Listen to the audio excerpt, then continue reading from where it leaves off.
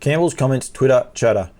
Trying something different. Back to what I started off with by randomly interviewing drivers about their prospective chances when I was started on my Twitter account at Bendigo. Tonight I thought I'd start something a bit different and get the drivers' thoughts of their chances, their winning chances at the Metropolitan meetings coming up. So if people continue to like this and hit subscribe on my YouTube page, and give me the thumbs up, give me some sort of feedback, I will continue to do them. If I don't get a lot of feedback, I might knock them on the head. This is only going to be a YouTube page, but I need to grow my YouTube page. So please hit subscribe and the thumb up if you like these interviews. Tonight's interviews, I caught up with Chris Finozio, Josh Duggan, Joshy Aiken, James Herbertson, back from a little bit of a stint, Ryan Sanderson, and last but not least, Michael Bellman. They all give great insight. They've all got some key chances. A couple of them overlap into quite a few of the races, but they're some of the main players here for tomorrow's night's Cranbourne meeting, starting off with the down by the seaside at Woodland Stud. Got to look after my sponsors whenever I can. Here are our drivers. I hope you enjoy it. Please hit subscribe, hit the thumbs up, or give me some sort of feedback if you like what they are doing. Thank you very much for joining me. I'll be back next week. If I'm back the week after, that depends on how many people give me some sort of feedback. Thank you very much. Righto, Chris Finozio joins me now. Firstly, Chris, thank you very much for joining me. Thanks for having me, Paul. Trying to catch up with some participants. Big night Saturday night at Cranbourne. Your first runner you got going around in race 3 is in the Danny Lewis Memorial, and that's a great race to win. Anyone who knows the story behind Danny Lewis, I think, would be definitely trying to win a race like that. She Will Rock looks a really good draw, mate. You must have been wrapped with her return to form last start at Bendigo. It was a great win. Yeah, she was terrific. She sort of got out of the gate a bit better and really charged home up the straight. So good to get a Metro win with her. It was a good drive by Taylor too. She good aggressive drive. Tails is really coming along in the driving ranks, isn't she? Yeah, she did a great job last week. Got a couple of winners, and she did everything right on She Will Rock. So the pressure's on me this Saturday night. Plenty of pressure because I think she's in Darwin at a wedding, isn't she? Yeah, yep. Living it up in the 32 degrees up at Darwin. If she's watching this, stop sending through those happy shots, because I tell you, a lot of people down there are sick of it. It's a freezing cold, although today's a nice day. Chris, you've got 4 runners in race 7. We might quickly just skip over that for a sec, because I think that's going to take up most of our time. In race 8, the Blue Hills Rise pace. Interesting runner, let her hair down. She's been good for you since returning to you. She was even good last week after trying to have a crack for the lead. This is an interesting race on Saturday night because there's a fair bit of speed underneath you and outside of you. Yeah, she's going good, but yeah, like you said, the couple inside of Yanni and Street Kid are both very quick, so that'll make it tough for us. If we had drawn 1 or 2 and been able to find the front, I think my mare would have gone pretty good, but yeah, it'll be pretty tough from the draw. What do you do from a draw like that? Do you just watch it and see what happens, or do you have a pre-planned idea? I'll have to have a better look at it, but like I have been running the gate on her. But yeah, I'll have to work that out before tomorrow night. But yeah, I'll probably have her up on the gate and come out as good as I can. But yeah, it'll be tough to get across those two. It will indeed, and they're both going good. Street Kid had a nice return to form last start as well. Race number 7, you have four runners in. Firstly, just explain to people that might be watching this that aren't aware. When you have multiple runners in a field, you've got to go in and see the stewards. When you have 4, do you have to sit down and nearly make yourself a coffee? Is it a long, drawn-out process, or do they just ask a quick couple of questions of what you're thinking you're going to be doing with the horses? Just mainly explaining what the intentions are at the start of the race, and then yeah, it's not too long. It's they're all sort of driven pretty consistently, those horses. So yeah, there won't be sort of too much explaining, I don't think. No, it's interesting. It is a good race. A little bit surprised. A couple of yours are very big odds in this race. You've elected, I think, to drive anywhere, Hugo. You had the choice of drives, I'd imagine.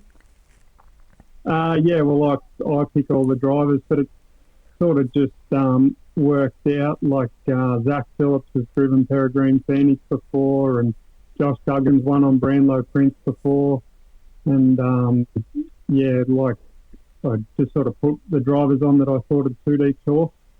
So Hugo, you're happy with him at the minute? Anyway, Hugo, Yep. yeah, like, he had no luck last week from the in a good free-for-all race, and this is a good race again tomorrow night, but it's a little bit easier than he was in last week, and like he was travelling pretty good on their backs at the finish, so I can settle down a bit closer, and like he sort of probably just needs a genuine run race all the way, and he should go pretty good.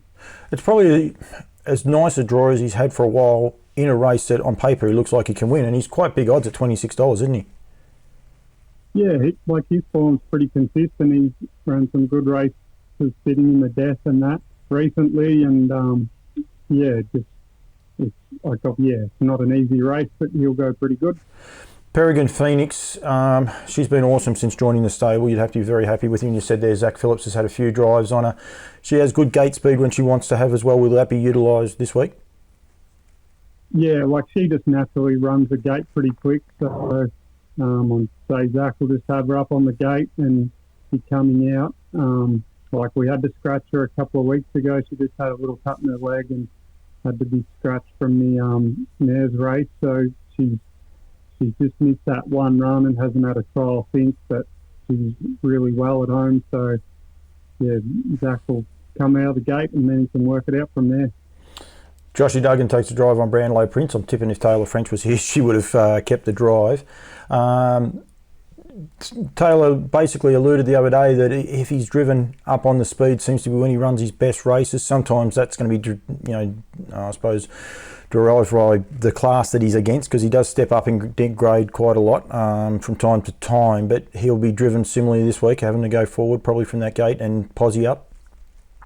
Yeah, he's not like brilliant initially out of the gate, so he actually galloped out last time he was drawn the front row. That was with me driving him, so hopefully Josh can get him away a bit better than I did a few weeks ago. But yeah, generally he has been pretty safe out of the gate, and yeah, he more works forward rather than charges out real quick, and Josh can get him forward if he can, and if he's up there somewhere he'll just keep battling away and go really good. And then Norquay, she won 3 starts ago. She can mix her form. She has a few little issues, doesn't she, going along. Where is she at, mate, as far as... Because she looked like being one of the really quite comfortably in the top mares echelon, where she might just be that little step down at the minute. Yeah, definitely. Like she has got a lot of ability, but she's just a constant battle. Just her back, like we're always having sort of remedial chiropractic work done on her back, and some starts she just seems to trot a bit better than others. But she's drawn outside barriers her last few starts, so drawing barrier 1 will definitely help her chances. Like Rodney can get her out of the gate as good as he can and sum it up from there, but like if she's somewhere near them on the fence, that definitely helps her chances. That'll help her chances. Is there a way, like if people are watching it on Trots Vision or on the track, is there a way to tell, like prior to the race, or is it one of those ones that once she gets under pressure you notice that she's in trouble? Yeah, it's more, yeah, you sort of don't know. Like she worked terrific this week. We actually worked the 4 of them together, and she beat the other 3 quite comfortably. Like she's a really nice little mare. But she can trot as good on Saturday night as she did at home Wednesday morning. Like she'll go really good. She's got the draw, and then you turn around and you say she beat the other 3 as well, and she's the second outsider of your side. I don't think Hugo should be the odds that he is, but that's a good push at $16 anyway, mate. Who is the best for you for the night? 6 runners. Which one do you like as your best chance for the win? Well, hopefully if I can give She Will Rock a good trip again and she goes as good as she did last start, there might be one pretty good one in it, but she shouldn't be far away. No, very good. Chris Finazio, thank you very much, mate. Thank you. All right, James Herbertson joins me now. James, back from a little bit of a layoff, I believe. You've had a couple of days on the sidelines? Yeah, just a little 3-week spell. Enforced holiday, unfortunately, but wasn't able to get away or anything just with COVID, so I just slaved away at home and got a bit of work done. Yeah. Slaved away at home. Mum will be watching this. You know, she just choked on her coffee just then. You know that, don't you? Mate, Saturday Well, it night. might not be entirely, Sorry? yeah. It might not be entirely true, but we'll say it. Saturday night at Cranbourne. 2 drives, 2 very good drives too. In race 1, the Down by the Seaside standing at Woodland Stud. And I must say, you want to look out to the Down by the Seasides because he's doing a terrific job already with his first crop in America, and his second crop will hit the ground this year going forward. So I know booking is filling fast for Woodland Stud, but that's totally different. I can do that from time to time, James, go off on a little tangent, you know that. Little horse, he's not a little horse at all, but Major Manbar, a horse that you have a really, really good association with. He draws ordinary in an interesting enough race too, and the trip worries me a little bit with him.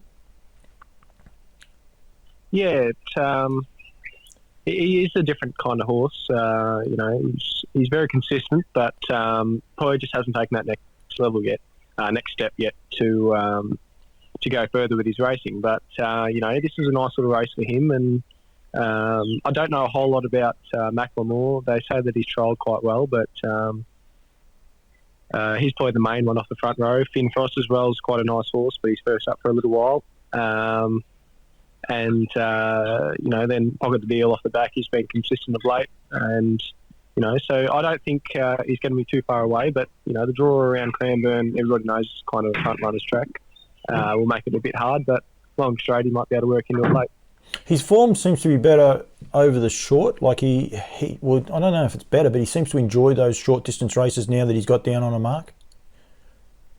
Yeah, he's a good miler. You know, he's a really good miler, and you know, he can cut out a 53, 54 mile week in, week out. So over the long, it is a bit of a question mark beside his name for sure. But you know, hopefully we can get him to relax, and you know, if he can relax, he should be able to finish off.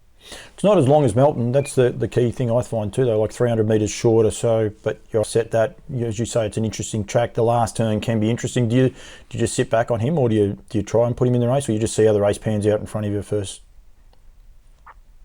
Probably tempo based, but you know, just have to see what happens. Might be able to get a little track into it, but at some point we're going to have to be making a move for sure. The Aldebaran Park Trot race number 7 is a really intriguing race. Chris Finozio just gave me a pretty good insight into his 4 runners. You reunite yourself back with Travel Bug. You must have been a little bit nervous. Ryan Sanderson might have kept the drive after the good win at Bendigo last start.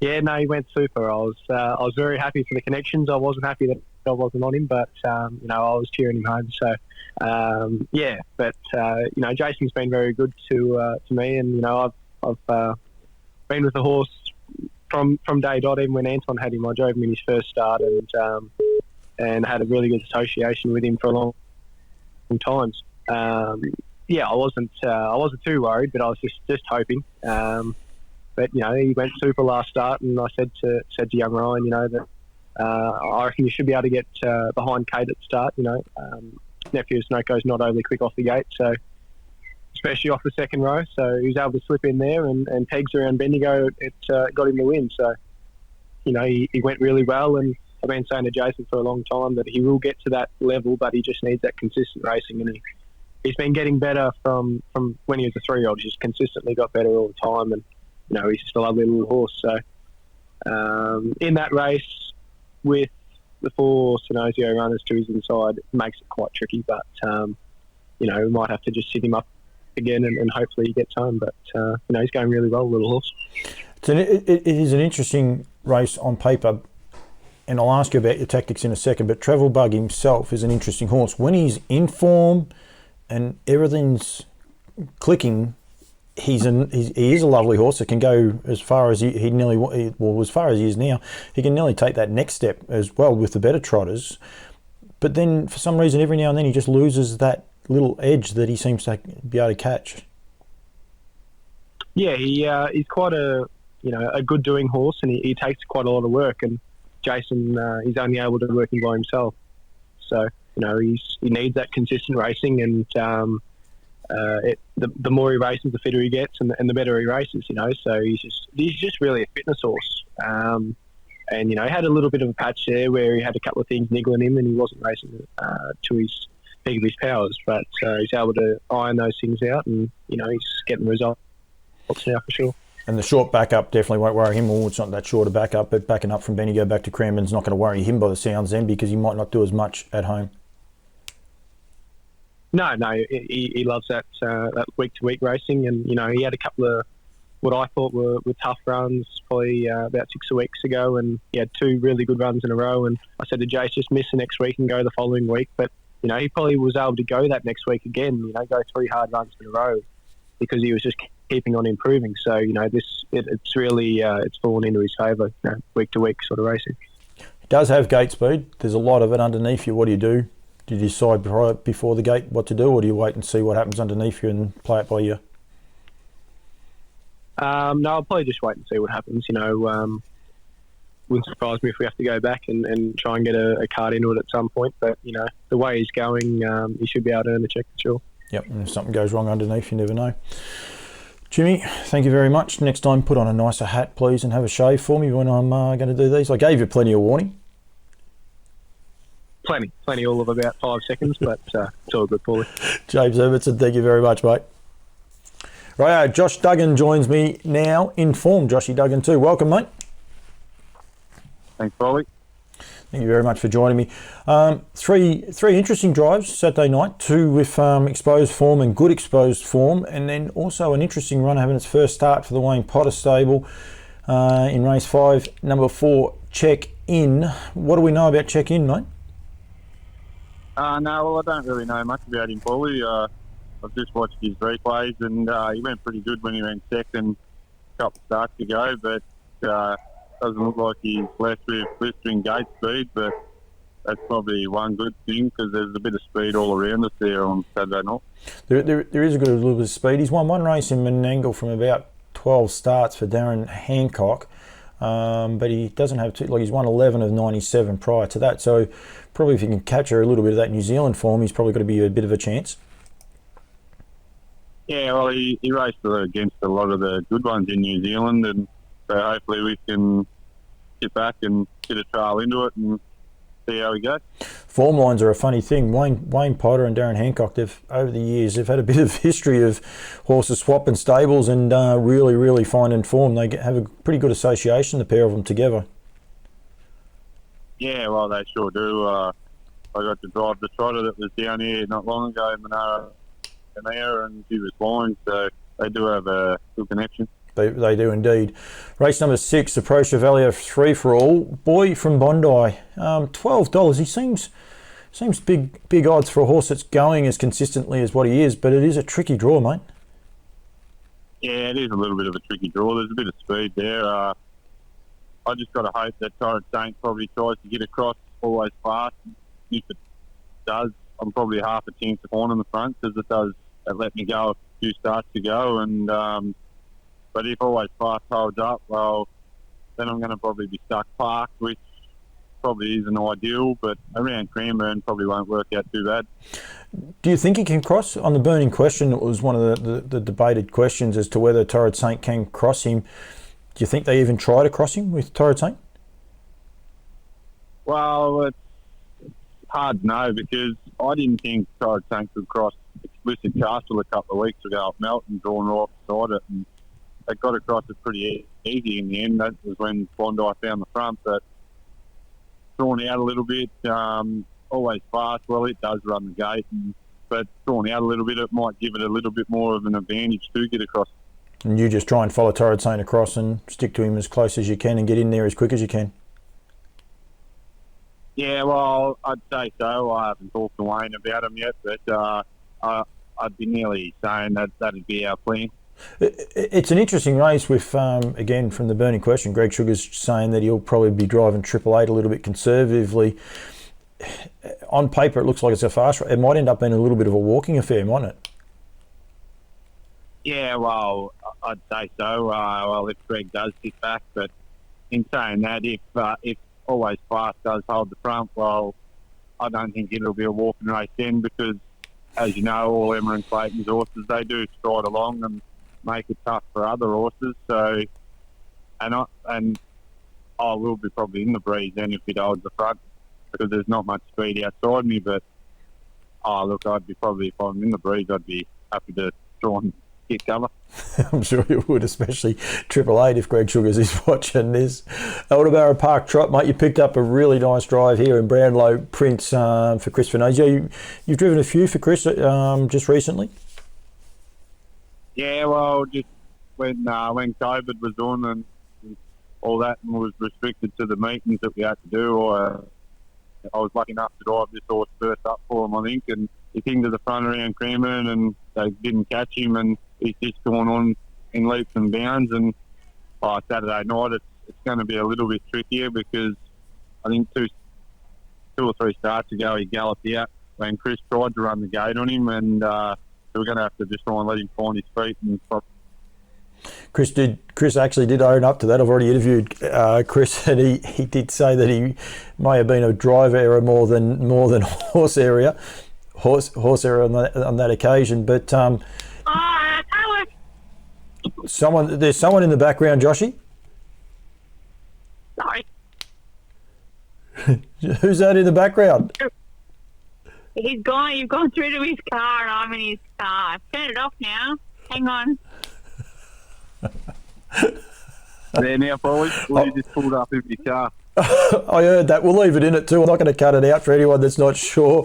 That was Alison who drove Joshy's car in, and unfortunately, the joys of modern technology. Chris said that it was his error with Brownlow Prince actually galloping more so than the horses, but it's still a little bit of a worry, isn't it, when you're driving trotters and the last time they had drawn that draw, they run the gate. Yeah, well, it always is a little bit of a worry, but we'll just let him find his feet because there is a bit of speed around us too, so we won't be trying to get into too much of a duel. 3 good drives, mate, on the night, or definitely 2 good drives anyway on paper, but which is your best? I'd probably nearly have to say Brownlow Prince, but I think Bondi's got a good chance too if he can find the top. Very, very good. All right, mate. Thank you very much, Josh Duggan. Thanks, mate. Rightio, busy little schedule. You can see the sulky shafts above his head as we speak. Ryan Sanderson joins me. Firstly, Ryan, thanks for joining me, mate.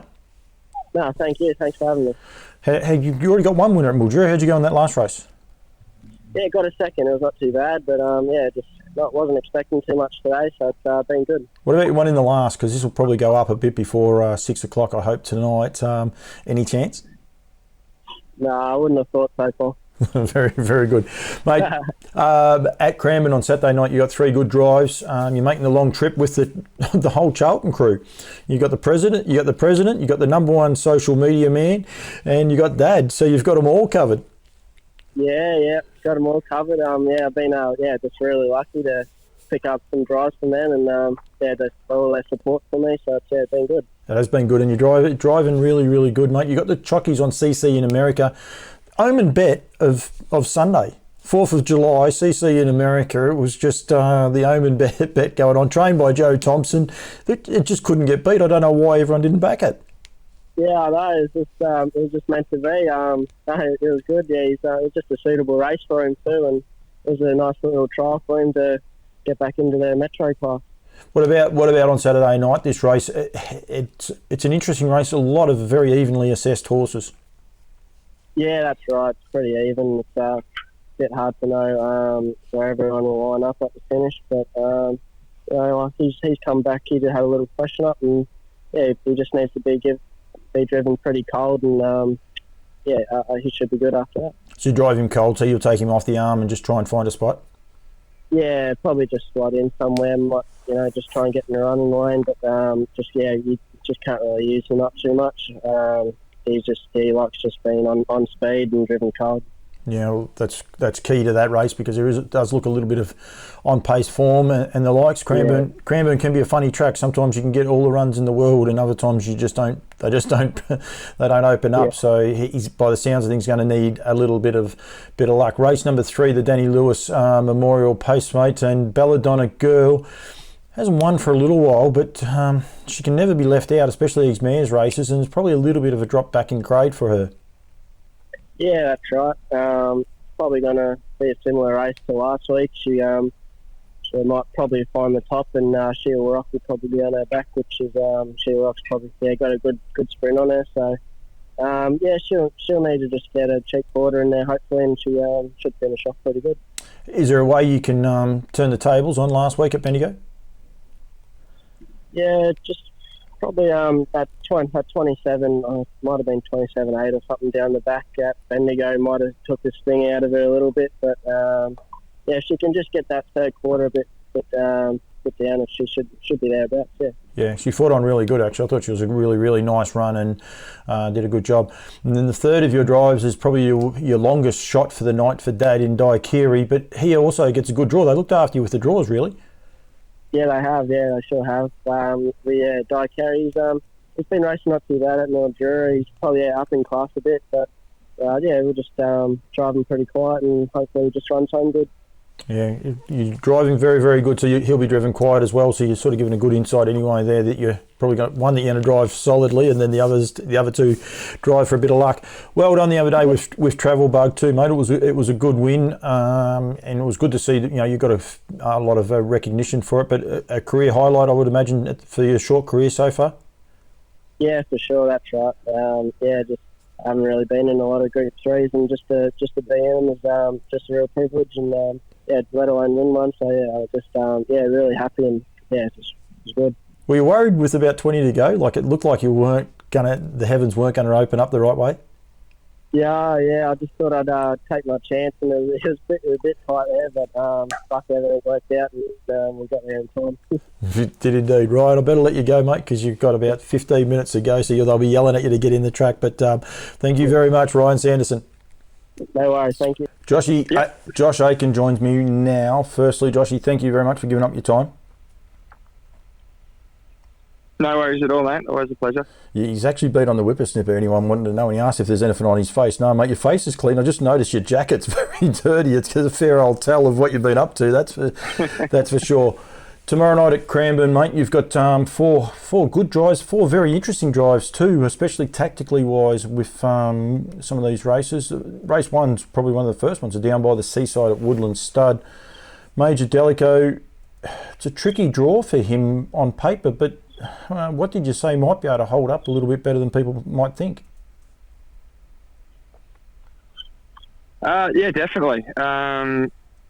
I think Cranbourne's a really hard track to come wide on and come from behind. So these inside the back row draws can sometimes eventuate to be not too bad, especially if you can sort of ease off at the top of the straight. And Cranbourne is a long straight. But no, Major Delico's got some really good gate speed. I think he'll burrow through pretty well. You expect, what did you say, to hold up, like maybe three the fence, so you can end up three the fence, sorry? Yeah, hopefully, fingers crossed, that'd be great. Yeah, good. That's a good little push. He's going okay, Major Delico. He's a funny horse, isn't he? His form never really replicates exactly where he's at. Yeah, we were really happy with him last start. Cody drove him at Shepparton, and he ran a super third in great time as well, coming wide. And like I said, that's not really his go, coming wide. He is more of a fence horse and on the speed horse. So we'll wrap with his run last start. Yeah, very, very good. So you give him good confident push. The Cranbourne fencing trot, race number 2 on the card, mate, and not very often a horse runs 6th and you say, gee, she was unlucky, but I'm set to go. She was enormous in the Matriarch last start, wasn't she? She was awesome. We settled back in a really hot tempo, and I was following Chris and his mare, and it seemed like we were just. Oh, I'm getting spoken to by the doggy. It's all right. It seemed like we were just getting pushed wider and wider down the straight. It seemed as if I never got a chance to actually let her balance up and flatten out and sprint. And she's really a trotter that you need to keep balanced. And she didn't get beaten far against some really, really good horses. So obviously the first 100 metres for her is crucial. We have to trot away, and then from there I think I'll just be ultra confident. When you say she's got to trot away fast, or just trot away in general? No, just trot. Trot. Her first 100 metres will just be, I won't be looking inside, outside. I'll be looking straight ahead. We'll be floating out, and she'll be going whatever speed she's comfortable going. to stay in her gate, and then I'd say from there we'll roll forward. Once she's balanced, once she feels comfortable in my hands, we'll roll forward from there. Very good. She is an interesting horse. Doing Trot's Vision, you watch a lot of horses as they're doing their parade, so you can learn their little traits and all the rest. And she's a different cat, especially in those. She seems to do her pre-race warm up really, really good, and then you go the next time to do the race warm up, and she's not a real happy little camper, is she? Yeah, she's a funny one. I think a few starts ago, before the first time I drove her, they tried to put a tongue tie on her in the parade ring, and I don't think that they call her Pinky. I don't think Pinky was a huge fan of the tongue tie, and so she goes no tongue tie now. But both times I've driven her, I've found in the warm up she's better on a helmet. If I just plonk her on one of the quiet horses' helmets and just follow them around, I think she's a lot happier. She's one of those ones in the warm up. If she sees daylight, she wants to trot fast. So just keeping her relaxed and stuff, in the prelude is key. And I think a part of that is just finding a helmet and letting her trot around slow and keeping her relaxed and keeping her mind on the job. Is there a tell with her? Like, I ask quite a few people, but if they're watching at home or if they're at Cranbourne watching a warm up, is there anything that she sort of says, yeah, I'm in a really good mood or not, or is it's wait until the mobile barrier releases? I've only driven her the 2 times. The first time was from inside the back, and she felt safe on that occasion, and she was quite relaxed beforehand. And the second time I drove her, much the same. Yeah, found a helmet in the warm up, and you'd probably see my body language whether she's over racing or not. But yeah, so that's probably the best way to judge if she's relaxed or not would be my body language and body posture. The Pro Chevalier Free for All, race number 6 on the card at 7:30. I'm going to be interested in what you do. Firstly, Malcolm's Rhythm. One, where is he at the minute? Because he's been a little while since he's won a race, yet you can't pot him because he's going terrific. No, not at all. He's going super. He's just come up against Max Delight a couple of times, and he went through the Country Cup carnival and raced some really good horses, but he's just been ultra consistent. He was probably a little bit flat last start. We may have been a bit soft on him going into that race. He was unlucky his start before. I actually believe he would have beaten Max Delight had he have gotten the run. Yep. He was following Code Bailey, and Code Bailey probably just went a length below best and didn't allow Zach to push out at the top of the straight. I believe if he had got out, he may have won that race. And it is a bit tricky. He's the sort of horse that enjoys racing week to week, but the way we're sort of programmed, your free-for-all horses can only really race once a fortnight.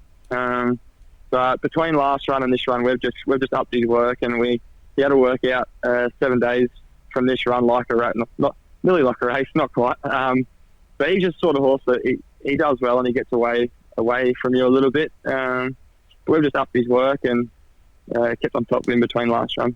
What do you do from the draw? Like Always Fast, there's some talk that Torrid Saint might try and cross it, but Always Fast is a very fast horse off the arm. Nearly too fast for the trailing horse to be able to follow out. Yeah, it is tricky. I'll be hunting through as quick as I can. I'll just have Malcolm's Rhythm on the job, as keen and fired up as possible, and that'll be my aim. Just burrow through as quick as I can and try and hold my spot. Do you think you can hold it? It'll be the horse and myself's best efforts to hold up. But like I said, a lot of that will have to do with how switched on he is before the start, and while we're scoring up, he'll just have to be bundled up, ready to zip out. Fingers crossed. He's just a funny one. He's a little bit of a forgotten horse. I mean, he's kept safe enough in the market, but not really been spoken about. Yet you go through his form, and he's got cup form. The Italian Cup run, as you said, he was unlucky on that occasion, and even unlucky, it was still a good third, I think, on that occasion for that night. So he's got the good draw. If Always Fast has got a chink in his armour, it might be that last 100 to 150 metres, especially if he burns hard. He sort of, to me, looks like he's in this race up to his ears, and yet not really been spoken about at all.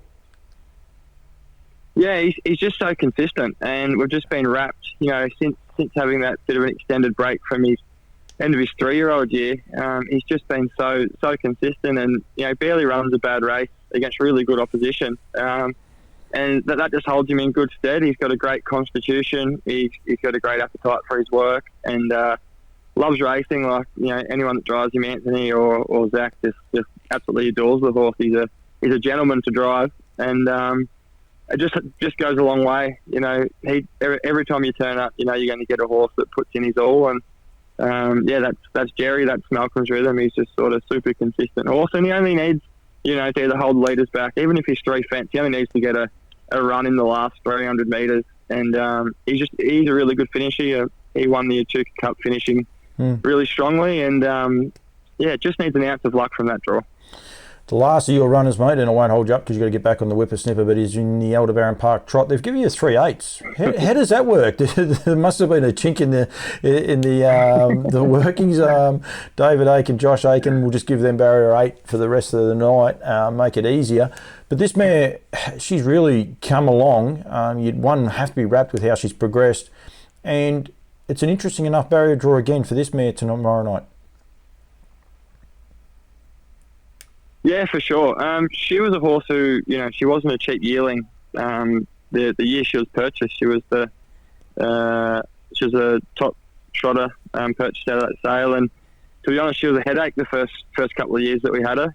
And you go through her form early days, and she either won or galloped, and galloped more than she won. And no, probably credit to Ake. I had her in the breeding barn, and he pressed on with her, and we had a bit of help from Danny Thackeray at Aldebaran Park. He did a preparation with her that was, to be honest, probably the turning point.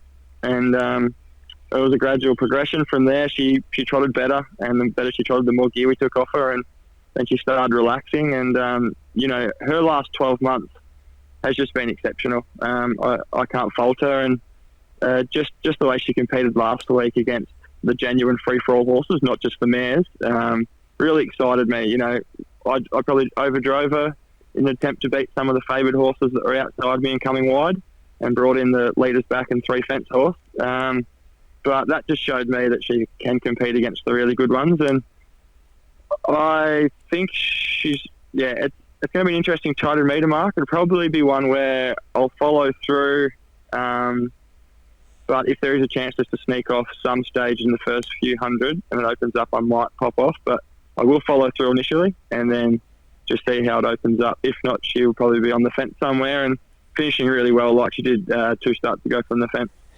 I spoke to Chris Finozio earlier about his 4 runners as well, and it was interesting. He worked all 4 together at track work, and I mean track work means nothing, but he did say Norquay won quite convincingly, so he sort of gave a little bit of a push to her. But she's just a funny horse and know exactly where she's at. And talking to Chris, he's even I can't get the right words, but she has him puzzled as well from time to time. Yeah, Majestic Sun mares, I think they've got a bit of a history now for being temperamental and having a bit of a mind of their own. So they make good race horses when they put it all together, but yeah, those Majestic Sun mares seem just to have a mind of their own sometimes. They do indeed. What's the best for the night, mate? You got 4 good drives. What's your best? I really like Anton's mare. I think if she trots out well in her first couple of 100 metres, she should be able to, just be able to, take not in that one. And Malcolm's rhythm, he only has to be close enough. Just sort of, give them a bit of trouble in that race. Very good. Thank you very much, Joshy Aiken. Right, Mickey Bellman joins me now. Mick, you got an interesting book of drives for the night. You've got, I think, 3 for Sean Kittle. All got reasonably good chances too, including the one in the last chance, coming off a last up win at Mildura. But he's probably a little bit better than Mildura form, isn't he? Yeah, he probably is. He's been racing pretty nice horses.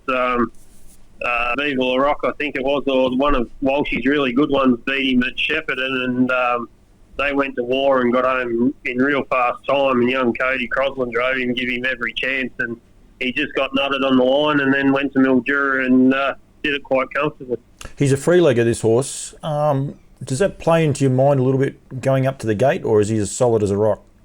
No, he's got the hobbles back on, so he's had them back on this preparation. But last time in, he was getting a little bit unpredictable towards the end, so Sean decided to switch him back to the hobbles, and touch wood, he hasn't missed a beat this time. How do you find this race on paper? It's a tricky little race. There's a lot of horses with good chances. Winner can come from anywhere. Even a horse like Pocket the Deals, the rank outside of the race at $34, and he's a sneaky chance. Yeah, it is a very open affair. It's sort of an awkward draw for us because they'll all be trying to get a position, and knowing Cranbourne, you can't come very wide on that last turn. So positions early or mid-race are going to be very vital to the outcome because there's probably 4 or 5 hopes in it. Yeah, there is indeed. Race 3, mate, the Danny Lewis Memorial, Orbay, the second for the Sean Kittle runners. It's got a real good chance. It's probably a horrible draw, am I right?